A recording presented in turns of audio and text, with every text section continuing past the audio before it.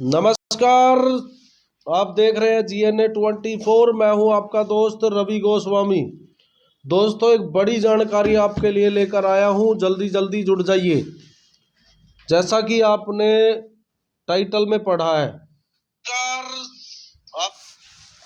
अभी टाइटल में आप पढ़ चुके हैं कि अगर आपका बिजली का बिल 750 से ज़्यादा आया है तो आपका BPL और आयुष्मान कार्ड ऑटोमेटिकली कट जाएगा। बड़ी खबर, BPL राशन कार्ड और आयुष्मान कार्ड काटने का अब ये नया पैमाना है।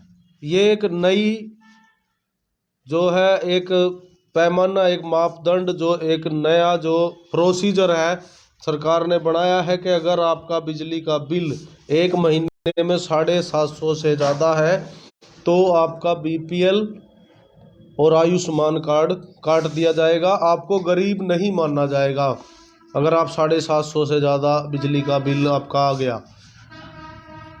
तो इस बारे में मैंने कुछ गांव में लोगों से बात की, किसानों से जो पशु रखते हैं, वो उनका कहना है कि हमारे घर में भाई जो हम चारा काटते, घास की मोटर है, चक्की की भी मोटर चलती है और पानी पे भी मोटर चलती है, तो 750 रुपये में महीना काटना कहीं ना कहीं मुश्किल है। लेकिन ये जो, जैसा कि मैं कह रहा था, एक तरह का मजाक लोगों के साथ ये सरकार कर रही है। और ये नया मजाक, ये एक नया मजाक है कि 750 से ज़्यादा अगर आपका बिजली का बिल है तो आपको गरीब नहीं माना जाएगा। आप अमीर आदमी हैं, आप 750 से ज़्यादा बिजली अगर खर्च रहे हैं तो आप सरकार की नज़र में अमीर हो जाते हो और आपका BPL और आयुष्मान कार्ड काट दिया जाएगा। टोटल सात पैमाने सरकार ने बनाए हैं। मैं एक एक करके आपको बता देता हूँ कि पिछले 3 साल में जो रिटर्न आप भरते हैं, आयकर इनकम टैक्स की जो रिटर्न भरते हैं, उसमें 1,80,000 से ज़्यादा आप इनकम आपने पिछले 3 साल में ना दिखाई हो। अगर आपने इससे 1 रुपया भी ज़्यादा दिखाया है तो भी आप अमीर हो जाते हैं। दूसरी है परिवार, ये वही है दूसरी, 750 से ज़्यादा बिजली का बिल ना हो, मतलब पूरा 1 साल का।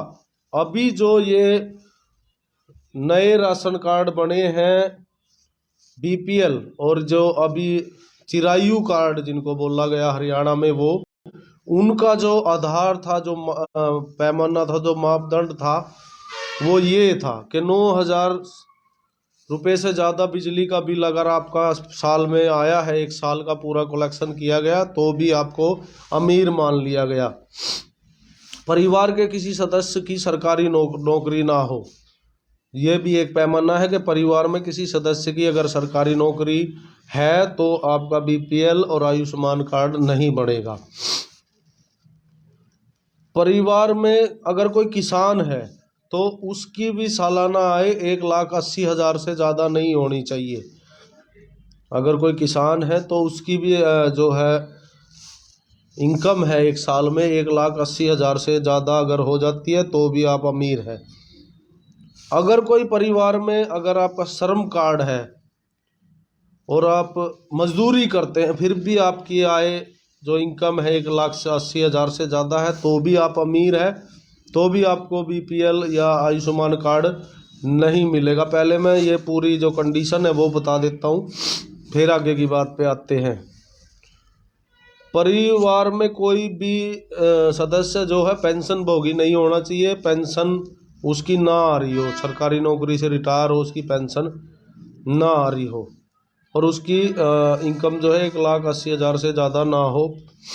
परिवार के सदस्य के नाम शहरी क्षेत्र में, ये भी एक खतरनाक कंडीशन है। अगर आपका शहर में 100 गज का और गांव में 200 गज का प्लाट है तो भी आप अमीर हैं। गांव में अमूमन लोगों के जो मकान हैं वो काफ़ी बड़े बड़े होते हैं, लेकिन एक तरह का मजाक जो है सरकार कर रही है। और ये तो BPL और आयुष्मान की बात है। लोगों के जो सामान्य कार्ड थे, जर्नल कार्ड थे, हरे कार्ड, वो काट दिए गए हैं। और कुछ केस तो ऐसे हैं कि उनके पास कुछ भी जरिया नहीं था, वो इसी से ही, कुछ परिवार तो ऐसे हैं कि इसी से ही उनका खाना पीना चल रहा था, लेकिन उनको काट दिया गया। और जो लोग समृद्ध हैं, जिनकी अच्छी खासी इनकम है, उनके जो है बीपीएल कार्ड में, मैंने मैसेज कई लोगों के फ़ोन में देखे कि उनके बीपीएल कार्ड में उनके नंबर आ गए हैं। हम किसी अधिकारी से या जो भी इसके लिए जवाबदेह हैं उनसे बात करके पहले पूरी जानकारी लेने की कोशिश करेंगे कि ये किस बेस पे काटा गया है। साथ ये चीज़ें लिखी गई है कि 7 बेस आयुष्मान और बीपीएल के बनाए गए, लेकिन जिन लोगों के जो हरे कार्ड है, जो सामान्य जर्नल कार्ड है, वो भी काट दिए गए हैं। और उन लोगों के काट दिए गए हैं जो बिल्कुल ही गरीब हैं। कुछ केस ऐसे आए हैं, लेकिन वही है कि यहाँ सुनने वाला कोई नहीं है। लेकिन एक मैं आपको राहत की खबर बता देता हूँ कि अगर आपकी फैमिली आईडी में कोई गड़बड़ हो गई है और आपके साथ आपका जो कार्ड कट गया है, तो इसमें एक राहत की बात ये है कि आप दोबारा इसके लिए अप्लाई कर सकते हैं।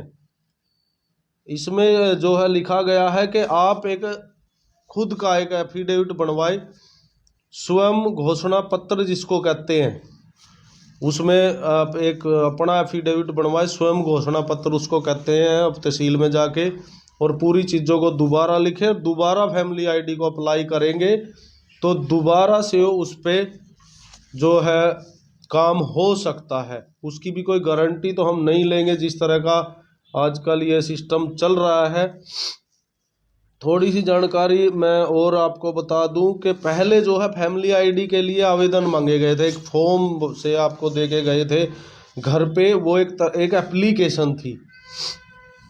उसके बाद जो है सभी सदस्यों का डाटा और उसमें लिया गया था, आधार नंबर उसमें लिया गया था, मोबाइल नंबर, बैंक खाता नंबर, अगर किसी का श्रम कार्ड था वो, कर्मचारी संख्या से लेकर प्रॉपर्टी तक का ब्यौरा जो है उस आवेदन में दिया गया था।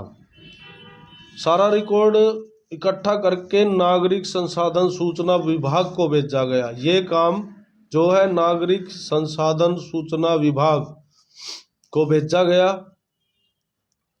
विभाग ने कंप्यूटर के माध्यम से परिवार पहचान पत्र के आधार पर हर परिवार का डाटा निकाला। इसके बाद आधार नंबर के आधार पर इनकम निकाली। इसके बाद वार्ड स्तर पर कमेटियां बनाई गई।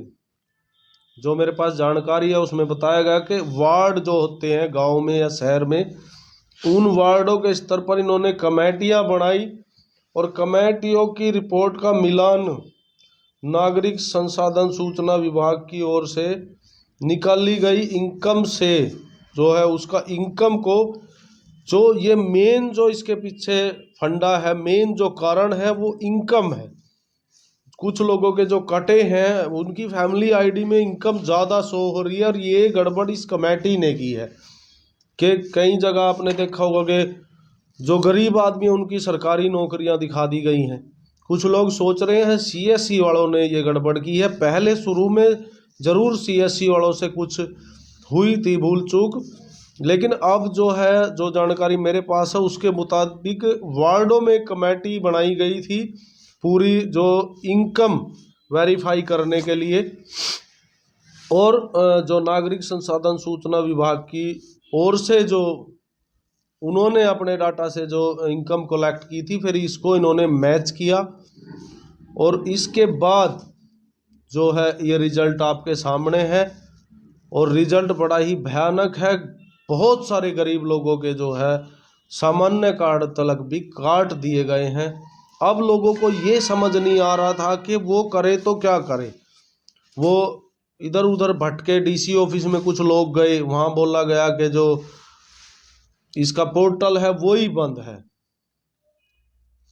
तो लोग असमंजस में थे। तो लोगों के लिए एक राहत ये है कि आप इसको दोबारा अप्लाई कर सकते हैं। बहुत सारे लोगों के कटे हैं और बहुत सारे लोगों के नहीं कटे हैं। जिनको ज़रूरत नहीं है उनके मैंने देखा है उनके बीपीएल में नाम आ गए। कैसे क्या जुगाड़ सरकार ने किया, ये अपने आप में सोचने की बात है। और एक बहुत ही गरीब परिवार, मुझे कल फ़ोन आया था कि उनके घर में ना तो जो घर के मालिक हैं वो आँखों से अंधे हैं, उनकी वाइफ है वो भी हाथों पैरों से लाचार है, और एक मंदबुद्धि उनका मंदबुद्धि सा लड़का है। तो वो बिल्कुल ही लाचार थे और उनका भी जो है राशन कार्ड, जो सामान्य राशन कार्ड था, हालांकि उनको बीपीएल मिलना चाहिए था लेकिन उनका जो सामान्य था वो भी काट दिया गया। मैं आज या कल आपको वो दिखाऊंगा उनकी जो हालत है।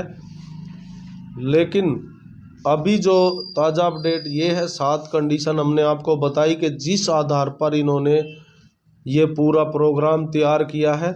और दोबारा आवेदन आप एक स्वयं घोषणा पत्र, सेल्फ डिक्लेरेंस सर्टिफिकेट बनवाकर दोबारा इसको अप्लाई कर सकते हैं। तो सभी लोगों से अपील कि इस खबर को ज़्यादा से ज़्यादा शेयर ज़रूर करें। और बिजली की जो है बचत अब आप शुरू कर दीजिए। बचत, आप बिजली जितनी बचाएंगे उतने ही आपको सरकारी जो है लाभ ज़्यादा मिलेंगे। तो बिजली को बिल्कुल वेस्ट मत करिए। 750 से नीचे कोशिश करिए कि 750 से कम आपका एक महीने में बिजली का बिल आए, तब ही आपको जो है सरकारी जो लाभ है, सरकार की तरफ से जो लाभ दिए जाते हैं वो पाने के आप हकदार बन सकते हैं। तो सभी का बहुत बहुत धन्यवाद। मैं हूँ रवि गोस्वामी, घरौंडा से।